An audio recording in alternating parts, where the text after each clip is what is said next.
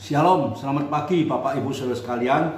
Jumpa kembali kita pada pagi yang indah ini. Semua ini hanya oleh kasih dan kemurahan Tuhan. Mari sebelum kita mulai acara Manarema pada pagi hari ini, kita buka di dalam doa. Kami bersyukur padamu ya Tuhan atas kasih setiamu, atas penyertaan-Mu sepanjang hidup kami. Dan pagi hari ini Tuhan, kami boleh kembali bangun dengan tubuh yang sehat. Untuk itu mari Tuhan, sebelum kami memulai semua aktivitas kami, bekali kami dengan kebenaran firman-Mu. Ajarilah Tuhan agar kami boleh selalu berjalan di dalam jalan pimpinan-Mu. Karena kami sadar dan tahu Tuhan, hanya Engkaulah penolong kami. Engkaulah yang mampu membimbing sepanjang kehidupan kami dari pagi hingga sampai malam nanti. Mari Tuhan berfirmanlah pada kami pada pagi hari ini. Kami siap untuk menerima dan melakukannya. Terima kasih Bapa di surga. Dalam nama Tuhan Yesus kami sudah berdoa. Haleluya. Amin. Shalom, puji Tuhan Bapak Ibu Saudara sekalian. Satu kemurahan, satu anugerah yang masih Tuhan berikan kepada kita semua. Kesempatan yang indah untuk kita boleh belajar bersama-sama tentang kebenaran firman Tuhan. Karena hanya firman Tuhanlah yang mampu menolong, menyertai dan memberikan pengharapan bagi masa depan hidup ini. Firman Tuhan pada pagi hari ini dengan judul Doa Saat Menghadapi Kesesakan. Mari kita mau belajar di dalam Mazmur Daud pasal yang ke-143 ayat yang pertama dan kedua. Apa yang diungkapkan oleh Raja Daud di dalam doanya kepada Tuhan saat Raja Daud mengalami satu masalah, satu kesesakan di dalam kehidupannya.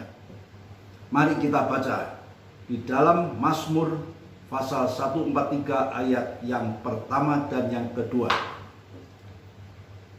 Doa minta pertolongan dan pengajaran. Mazmur Daud. Ya Tuhan, dengarkanlah doaku, berilah telinga kepada permohonanku, jawablah aku dalam kesetiaan-Mu demi keadilan-Mu. Janganlah berperkara dengan hamba-Mu ini, sebab di antara yang hidup tidak seorang pun yang benar di hadapan-Mu. Puji Tuhan Bapak Ibu Saudara sekalian. Di sini kita melihat apa yang disampaikan, apa yang diungkapkan oleh Raja Daud saat menghadapi masalah di dalam kehidupannya. Di sini dikatakan, Tuhan dengarkanlah doaku, berilah telinga kepada permohonanku, jawablah Tuhan di dalam kesetiaan-Mu. Di sini kita melihat Bapak Ibu Saudara sekalian, bagaimana Raja Daud menaruh sepenuh harapnya kepada Tuhan. Dan dia tahu bahwa hanya Tuhanlah yang mampu menolong dan membuka semua masalah yang dihadapinya. Melepaskan dia dari berbagai masalah kesesakannya. Karena itu dengan sepenuh hati, lewat doa yang disampaikan kepada Tuhan, dikatakan dengarkanlah doaku. Bukankah Raja Daud tidak mengerti bahwa Tuhan itu selalu mendengar doa-doa orang yang berharap kepada dia?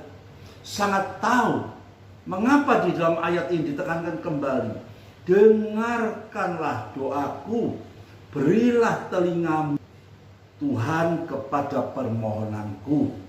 Ini hanya merupakan satu penekanan belaka, di mana dalam penekanan ini menunjukkan kesungguhan hati Raja Daud berharap kepada Tuhan.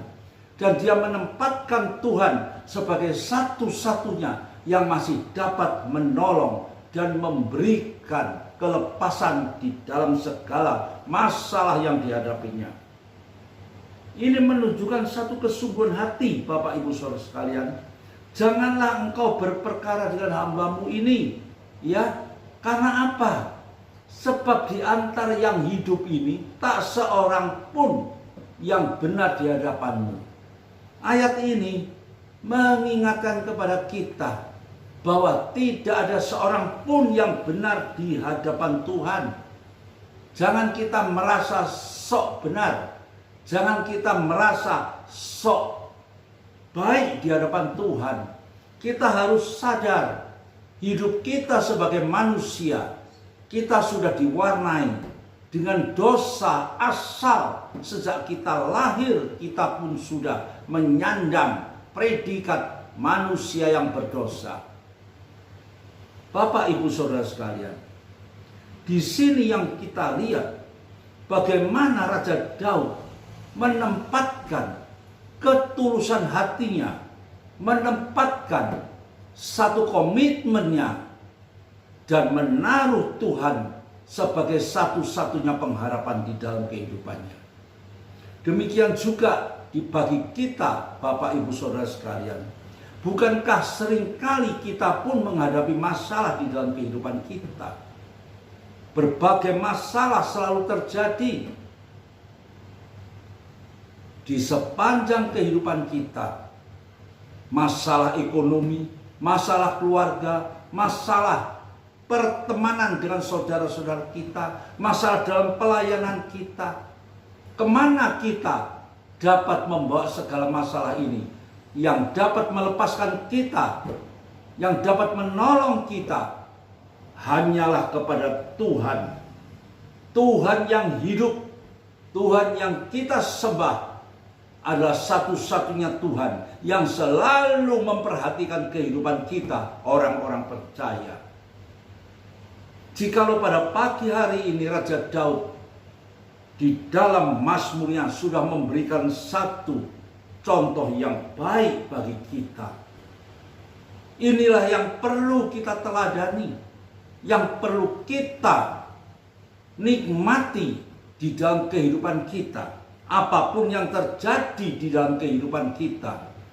Yang pertama, kita harus menyadari bahwa di luar Tuhan kita tak mampu berbuat apa-apa.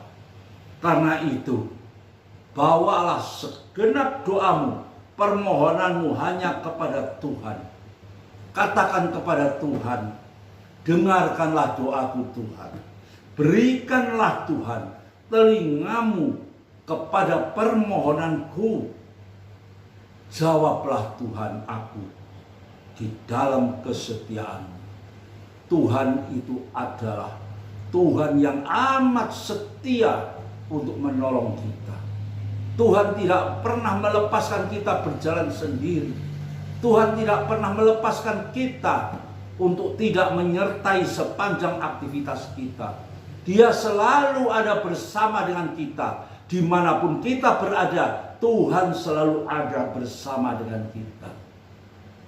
Karena itu Bapak, Ibu, Saudara sekalian, jikalau pada pagi hari ini Raja Daud sudah memberikan satu contoh yang dapat mengingatkan bagi kita kembali bahwa hanya Tuhanlah pertolonganku, hanya Tuhanlah yang dapat memberikan masa depan dan pengharapan bagi kehidupanku. Biarlah kita mau pakai apa yang sudah disampaikan oleh Raja Daud lewat Mazmurnya pada pagi hari ini, juga menjadi bagian dari kehidupan kita. Apapun yang terjadi, kita bawa hidup ini hanya kepada Tuhan. Mari selanjutnya kita baca di dalam Mazmur pasal 119 ayat yang ke-33 dan 34. Demikian bunyinya. Perlihatkanlah kepadaku ya Tuhan petunjuk ketetapan-ketetapanmu. Aku hendak memegangnya sampai saat terakhir. Buatlah aku mengerti, maka aku akan memegang Tauratmu.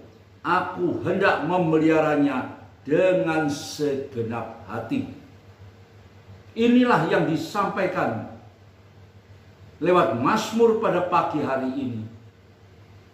Raja Daud juga mengatakan, perhatikanlah kepadaku Tuhan, petunjuk-petunjuk dan ketetapan-Mu. Firman-Mu selalu hidup di dalam kehidupanku. Firman-Mu selalu ada di dalam setiap langkah kehidupanku. Aku hendak memegangnya sampai saat terakhir. Ini pun berbicara tentang satu keyakinan. Bagaimana Raja Daud menaruh Tuhan di dalam kehidupannya. Dia sangat percaya, dia sangat yakin, ya, tidak ada pertolongan lain selain daripada Tuhan yang kita sembah. Buatlah aku mengerti Tuhan, maka aku akan memegang firman-Mu. Aku hendak memeliharanya dengan segenap hati. Bapak, Ibu, Saudara sekalian, Yesus yang kita sembah adalah Yesus yang hidup. Yesus yang kita sembah adalah jalan kebenaran dan hidup, yang mampu menyertai dan menolong kita, yang mampu selalu membimbing dan memperhatikan hidup kita. Janganlah kita lari daripadanya. Namun bahwa hidup ini kita selalu lari untuk mendekat kepada Tuhan. Karena disitulah tempat pertolongan kita. Disitulah tempat pengharapan kita. Dan Tuhan dalam nama Yesus Kristus adalah Tuhan yang begitu kasih, begitu setia, dan selalu memperhatikan kehidupan kita. Oleh karena itu Bapak, Ibu, Saudara sekalian, jikalau pada pagi hari ini lewat renungan firman Tuhan yang selalu kita pelajari lewat acara Manarema ini, biarlah ketetapan-ketetapan-Mu itu Tuhan, firman-Mu itu Tuhan, boleh ku pegang di dalam kehidupanku sampai saat terakhir. Seumur hidupku aku akan taat untuk memegang kebenaran firman-Mu. Karena aku tahu Tuhan, firman-Mu adalah satu kekuatan. Firman-Mu adalah perisai. Firman-Mu adalah satu penolong yang selalu membentengi kehidupan kita. Bahkan firman-Mu selalu memperhatikan hidup ini. Jadikanlah senantiasa Tuhan, firman-Mu itu hidup di dalam kehidupan kita. Hingga firman itu boleh selalu menghidupi kehidupan kita yang penuh dengan kekurangan, yang penuh dengan kelemahan ini. Hingga selalu membangkitkan iman percaya kita. Lebih hari kita boleh lebih hidup dekat kepada Tuhan.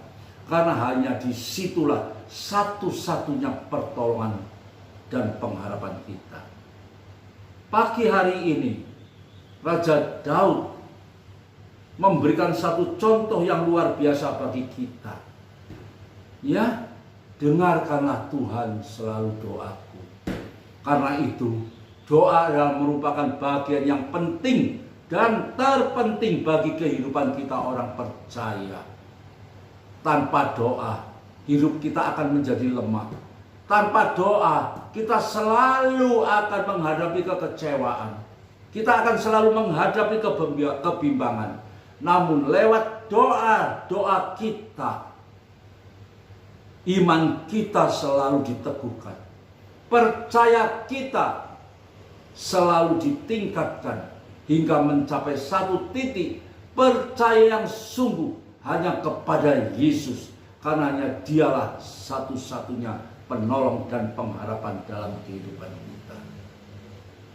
Kiranya renungan firman Tuhan pada pagi hari ini tidak saya perpanjang, namun saya percaya dan yakin firman yang sudah Tuhan berikan untuk saudara dan untuk saya pada pagi hari ini boleh membangkitkan iman percaya kita, dan firman ini boleh selalu menghidupi hidup kita yang penuh dengan kelemahan ini.